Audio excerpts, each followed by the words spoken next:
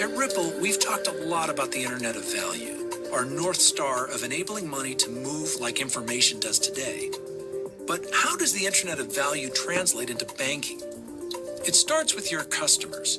Your customers' payment demands are changing, and the Internet of Value plays a large part in delivering on those demands. Across retail, SME, and corporate customers, as well as the emerging wave of platform-based businesses, they are demanding global transactions that are seamless, real-time, certain, and cost-effective. Yet today's global transactions fall far short of those expectations. That's because the current payments infrastructure is a patchwork of centralized networks, legacy technology, and different payment rails. It's disparate. The technology, systems of record, messaging, and rules are different from one network to the next. It's slow. It takes an average of 3 to 5 days to settle across the numerous intermediaries. It's error-prone. Failure rates are high and data flow between intermediaries is poor.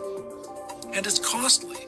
Processing costs are high, an average of $25 to $35 for each payment. The downstream impact of these problems provides a subpar experience that's driving customers from your bank to fintech providers that can provide a better customer experience. We're solving this with RippleNet, which is the cornerstone of enabling the Internet of Value. RippleNet is a global decentralized network that brings together a diverse ecosystem of payments players for the first time in history. Let's look at what could be the fully realized future state of RippleNet, starting with the ecosystem of players who are categorized into two functional groups. First are network users. These are corporates, SMEs, small banks, and payment providers who only send payments. Second are the network members. These are banks and payment providers that serve as the foundation of the network as they process payments and source liquidity. Network members process payments through real-time settlement with bidirectional messaging. With RippleNet, banks and payment providers can process payments more efficiently through the pre-validation of every transaction to eliminate failures and through rich data attachments for every payment. It also provides payment certainty through the pre-disclosure of information prior to settlement to eliminate failures, and through atomic settlement that provides pass-fail processing across all intermediaries to avoid settlement-leg risk. Network members can also source liquidity through access to an on-demand pool of liquidity through digital assets. RippleNet provides the ability to lower liquidity costs by being able to source liquidity on demand and reduce the amount of nostros required to make global payments. For network users, again, these are corporates, SMEs, small banks, and other payment providers, RippleNet provides a standardized API-based interface to originate payments through their banking partner. They can access across networks globally.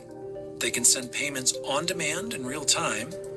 They can attach rich data, like invoices, to any payment. And they can gain complete visibility into payment status and delivery timing. RippleNet is solving the inefficiencies of today's inefficient payments networks. It's standardized. The technology, APIs, rules, and governance are consistent across the network. It's fast. The technology provides real-time settlement and bidirectional messaging. It's certain. Atomic pass-fail processing eliminates payment failures. And it's low cost. High STP rates and flexible liquidity provisioning lowers processing costs. RippleNet is the first step towards bringing the Internet of Value to life through one frictionless experience to send money globally.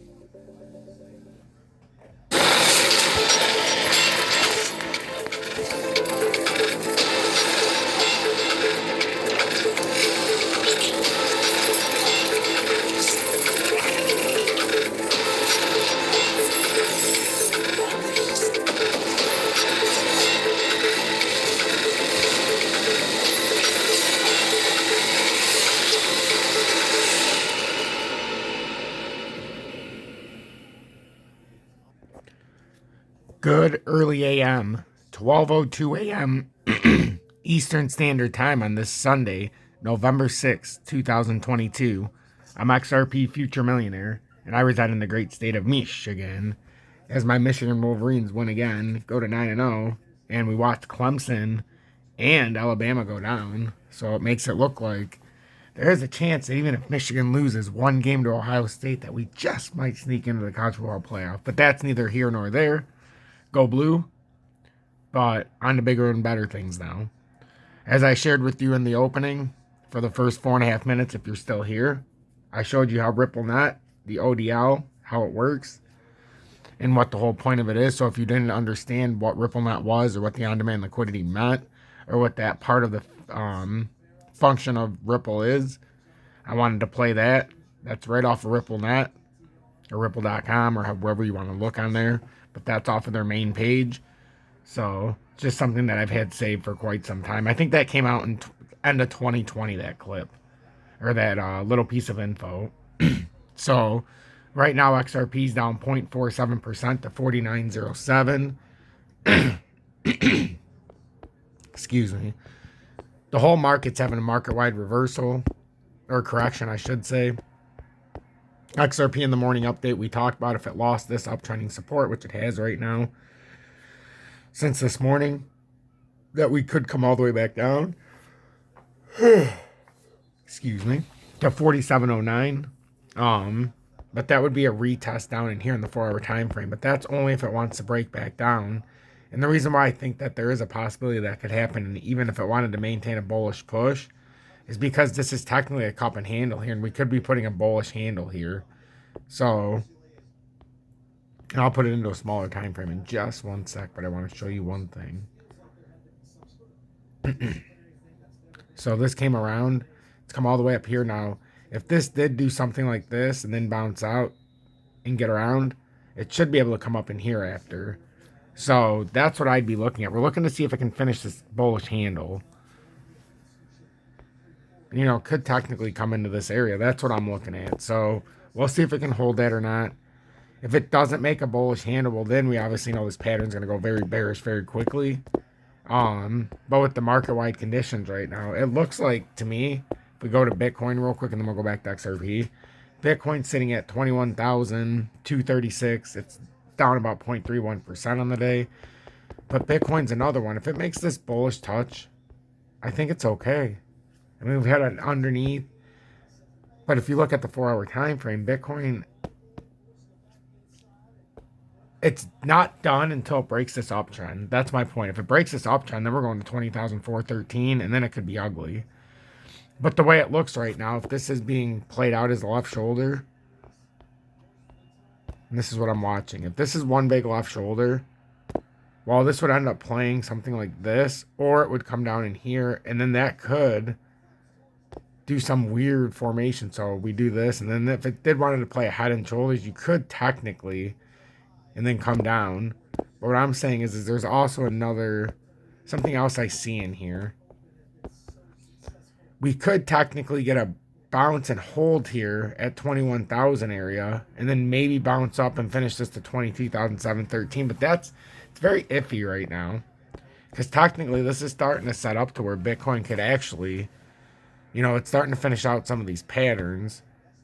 I'm not willing to say it's done yet, because this still has a long ways to go, in my opinion, because of where it's broken now. But we need a verification on this bounce. We've had a bullish cross here in the daily.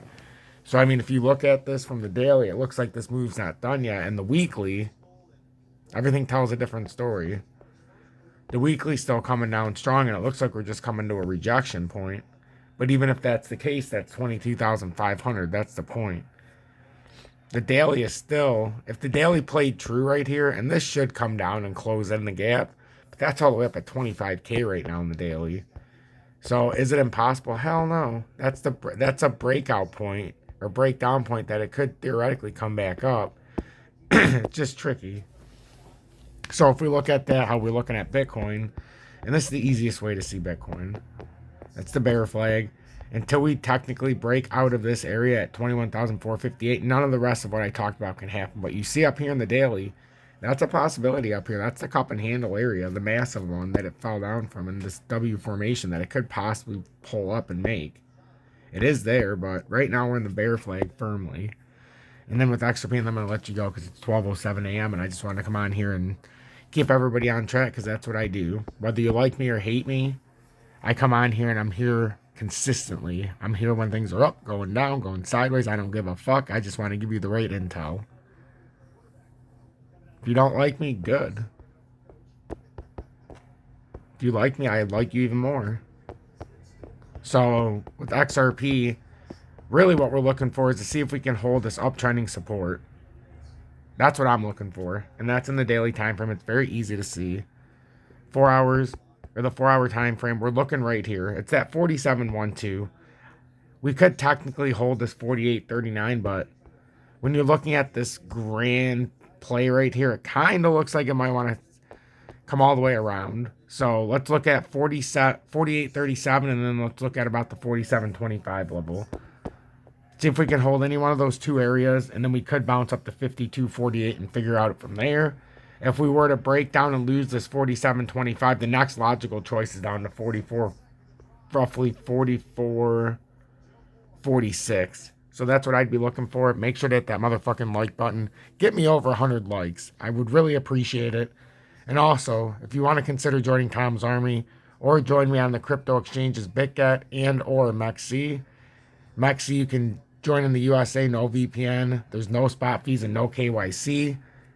It's in the video description below. Stay blessed, everybody.